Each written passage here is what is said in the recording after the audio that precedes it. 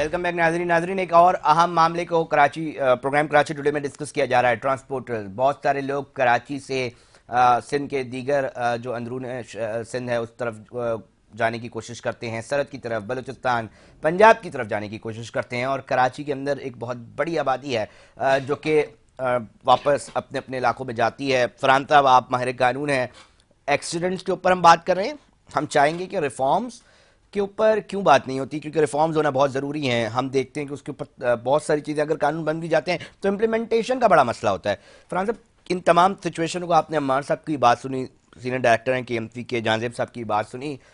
Situation को अब किस तरह बेहतरी की तरफ लेकर जाया जा सकता है और हादसात का पॉइंट जो है वो ज़रूर ऐड कीजिएगा इसके ऊपर। बिस्मिल्लाहिर्रहमानिर्रहीम। थैंक यू अली भाई, बहुत आपने शुक्रिया इस मौके पे बुलाया और इतने अहम मौजू पे बुलाया। देखिए, इसमें सबसे बड़ा मसला यही है इम्प्लीमेंटेशन का।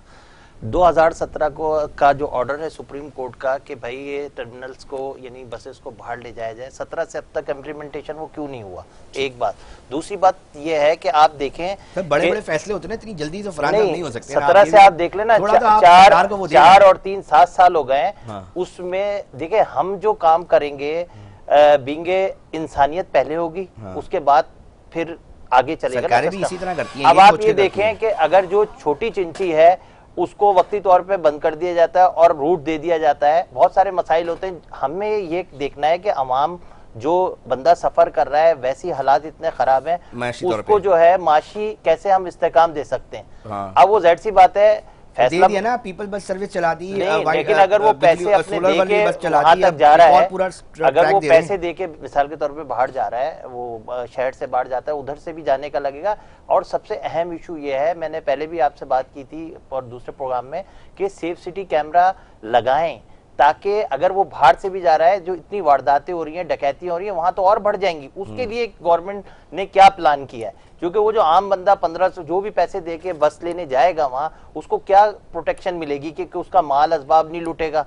क्योंकि यहाँ तो आपको पता है कि मोबाइल छीनने पे कितने जो है वो कत्ल हो चुके हैं, और आपको पता है कि ये कराची में क्या हालात हैं। तो इन हालात के तौर पे जो आम बंदा एक बस में सफर करता है, उसको हमने किया है, हमें पता है कि किस तरीके से बस में सफर किया जाता है और किस तरीके से उनको फेस करना पड़ता है। अब जाहिर सी बात है, जब वो शहर से बाहर है तो उनके लिए कोई ऐसी सर्विस मुहैया की जाए कि वो लिख के लगा दिया जाए या इश्तिहार दे दिया जाए कि वो टोटल फ्री है और आवाम उसमें बैठ के अपने रूट पे जा सकती है। इससे लोड भी ट्रैफिक का कम होगा, लेकिन फिर भी उसको कैमरे लाजमी, कैमरा और पुलिस पेट्रोल वहां जरूर होनी चाहिए ताकि उनके माल और असबाब लूट ना सके और उनको एक फ्री सफर वो हादसा भी हो जाते हैं भाई। हादसा के ऊपर भी मुझे बताएं, क्योंकि ना ट्रैफिक के ऊपर सारी चीजें हो रहा है ना। असल में जो हमारे पास इतलात आई है कि जी ट्रैफिक की रवानी को बेहतर बनाने के लिए हो रहा है।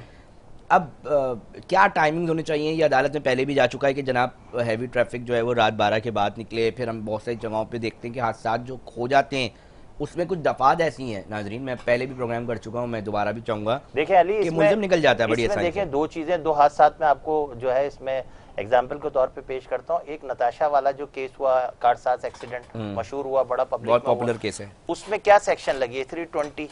अब मसला ये है कि किसी का जान से बंदा चला गया, उसका परिवार जो है, उसका घर वाले जो है वो बेचारे तबाह बर्बाद हो गए और FIR कटी 320 की। तो बात यह है कि गवर्नमेंट को ये चाहिए,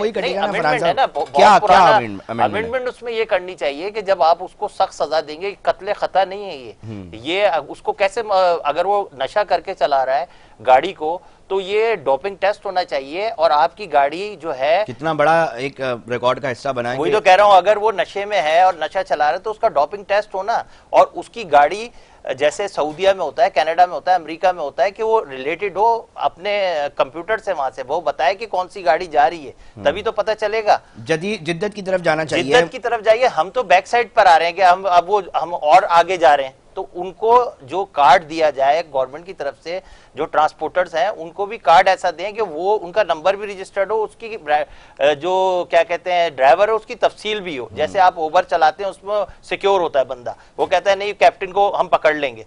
अब आप देखें कि जौहर मोड़ के ऊपर एक तालबा का जो है वो आई उसके नीचे ट्रक के, ट्रालर के, तो इवन ये कि सड़क की वजह से आई, वो सड़क पे गड्ढा था, जैसे उसने उसको पुश किया वो स्लिप होके गई और ट्रालर चढ़ गया। और वो जो ट्रालर था वो टाइमिंग से पहले चल रहा था, वो टाइमिंग यानी 12 बजे के बाद कहाँ उसको मकसद अलाउ कैसे कर दिया।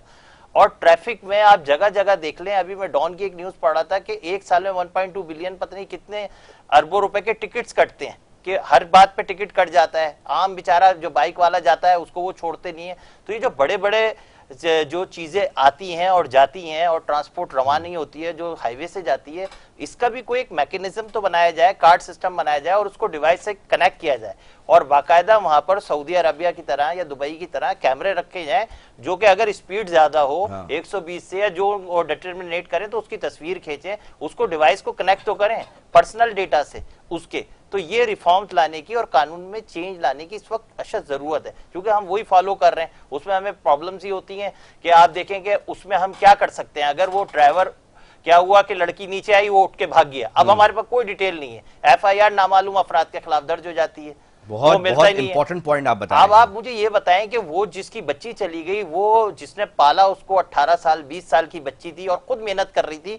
हमें इनकरेज खवातीन को करना चाहिए कि गाड़ी से उस पे मोटरसाइकिल चला रही है जो छोटी होती है, उस वो लेके निकलती हैं अपने घर से, हिम्मत करती हैं, रोजगार के लिए कर रही हैं, घर में कमाने वाला नहीं है, उसको हम लोग फैसिलिटेट करें, ना कि हम वो उनकी जान रिस्क पर है। आप देखें वो कैसे बच्चे जो स्टूडेंट जा रहे हैं तेज बाइकिंग पे, विल्ली पे, इन सब पे पाबंदी का एक पाबंदी तो है ना फरहान साहब, इन चीजों पे बाकायदे कानून बनाए ना कि देखें हैवी ट्रैफिक। आपका ये वाला पॉइंट तो बड़ा शानदार है कि जी ठीक है, ये जो व्हीकल के ऊपर जो ड्राइवर हो उसकी तमाम ट्रैकिंग मौजूद हो, उसकी जो मालूमात जैसे आप देखते हैं और मेडिकल भी उसको साउंड हो ना, जैसे हमारे दोस्त बंगल साहब ने बताया, आई वाज शॉक्ड कि मैं शॉक्ड हो गया हूँ, मैं खुद परेशान हो गया। मैंने कहा यार ये कितना बड़ा बयान है, मतलब SSP, DSP, IG, additional IG, DIG traffic, commissioner Karachi, जो आला अफसरान है, मैं क्या करूं, मैं तो मेरे सामने मतलब रिकॉर्ड पर हिस्सा है, मतलब कनेक्टेड और स्टेक होल्डर मुझे ये बात बताएंगे तो मैं कहाँ खड़ा हूँ, मुझे तो अजीब सी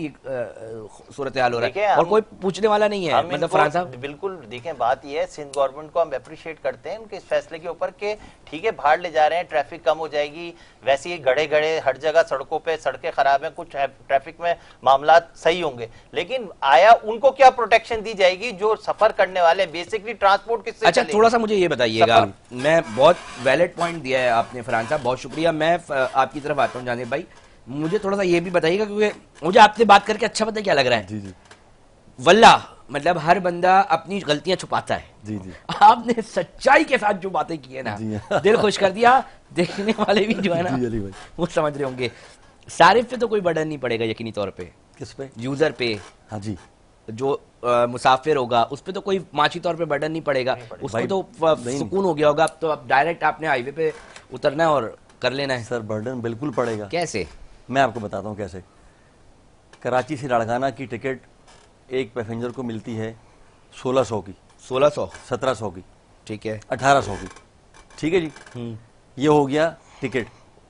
अब एक शख्स सदर से बैठता था बस में, 1800 रुपए देखिए लाड़काना के लिए, प्राइम लोकेशन मिड पॉइंट था। हाँ। अब आपने शहर बंद कर दिया, पैसेंजर चला गया सुपर हाईवे की तरफ, 1000 रुपए तो उसका किराया है, यहाँ से वहां तक जो पहुंचेगा उसको जी डबल हो गया, 1600 रुपए पेट्रोल। हाँ जी हाँ, 1600 की आपकी टिकट हो गई, 1000 प्लस कितने हो गए जी, 2600 रुपए, 2700 रुपए, 250 रुपए, आपका ऑलरेडी खर्चा बढ़ गया। आवाम परेशान हो रही है। मैं ये नहीं कहता, मैं दाम अच्छा है, मगर उसके ऊपर फैसिलिटेशन भी सरकार को करनी चाहिए। मेमन साहब का वज़ीर ट्रांसपोर्ट का बहुत अच्छा इकदाम है। फिर कह रहा हूँ 2017 के एंड का ये ऑर्डर है सुप्रीम कोर्ट का जी, शहर खाली कर दें, सारी बसें शहर से बाहर निकाल दें। जी निकाल दी, अच्छा किया, पर आपके इस इकदाम से आवाम परेशान हो रही है, ना कि खुश। सेकंड, आपने स्टार्ट की शटल सर्विस, जिसको आपने उसका ठेका दिया ताज़ा खान, जैसे मैंने पहले आपसे कहा, ताज़ा खान पैसे चार्ज कर रहा है जी, वो फ्री नहीं है, वो भी एक अलग मामला है। हाँ बिल्कुल अलग है वो। नहीं, यकीन तौर पे हमारे प्रोग्राम कंसर्न अथॉरिटीज भी सुन रही होती है, देख रही होती है, और इस बार भी एक बहुत सारी चीज़ें, मतलब आज के प्रोग्राम में मैं आप तक नाज़रीन और कंसर्न अथॉरिटीज़ जो हैं, मैं बार बार ये बात कहता हूँ कि आप लोगों की निशानदेही के लिए भी करता हूँ, कंसर्न अथॉरिटीज़ जो साथ होती हैं उनसे भी ये कोशिश कर रहा होता हूँ कि कम से कम ये चीज़ें, मामला जो है वो देखा जाए। अब मुझे थोड़ा कंक्लूड करते हैं कि अब आपके नज़र में कि ऐसा क्या मामला है कि आप, क्योंकि कंसर्न आदमी है ना इस चीज़ के, जी हाँ, आवाम को भी फ़ायदा हो। ठीक है, आप ताजर लोग हैं, आप ट्रांसपोर्ट, मैं क्योंकि ताजरों की दिल से इज्जत भी करता हूँ और कोशिश करता हूँ, क्योंकि यही वो लोग हैं जो पाकिस्तान के अंदर एक रील की हड्डी की एक हैसियत रखते हैं ना यार, बिजनेस लेकर आ रहे हैं, पैसा लेकर आ रहे हैं। आप लोग भी मुतमईन हो, वो क्या हो सकता है, क्या पता कोई सरकारी आम शख्सियत आपको सुने और उनके जहन में आ जाए कि हाँ यार ये शायद हम भूल ही गए थे, ये कर देते हैं हम? मेरी एक छोटी सी गुजारिश है, स्पेशली वज़ीर ट्रांसपोर्ट साहब से, मेमन साहब से, ठीक है, कि जी आपने जो सर्विस स्टार्ट की है, बराए मेहरबानी वो जो शख्स है ताज़ा खान, फिर कहूँगा उसको देखें, उसकी जांच पड़ताल करें और उसको फ्री कर दें और फ्री कर दें। ये हो जाएगा प्लस पॉइंट, ठीक है, पैसे बच जाएंगे पैसेंजर्स के, आवाम के। जी हाँ, ठीक है। एक दूसरा, आपका इकदाम बहुत अच्छा है, आपने पूरा शहर बंद कर दिया, आपने पूरा सुपर हाईवे क्लीन कर दिया, बहुत सुकून मिलेगा, वैसे सुकून मिल गया, बहुत अच्छा किया। आपने पूरा सुपर हाईवे क्लीन कर दिया, ऑलरेडी अलासिफ के फ्रंट पे इंक्रोचमेंट हो चुकी है, क्लियर है, सब क्लियर है। आपने सच्चल का इलाका साफ कर दिया, आपने गुलिस्तान जौहर साफ कर दिया, हालांकि ये एरियाज आपके पास नहीं थे, मगर आप कर दिए, सब साफ कर दिया। अभी पूरे कराची का सारा हैवी ट्रैफिक कहाँ मौजूद है?